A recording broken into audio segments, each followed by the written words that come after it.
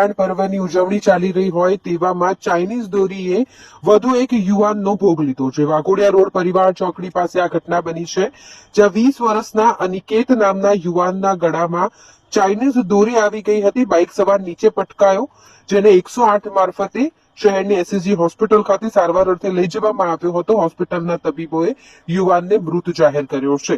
ઉત્તરાયણનો પર્વ છે અને જેમાં કુલ 2 લોકોના પતંગની દોરીના કારણે મૃત્યુ થયા છે।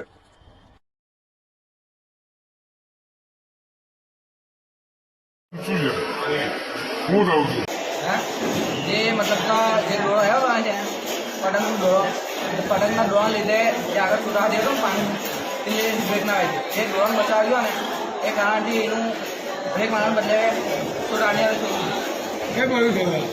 પરિવાર છો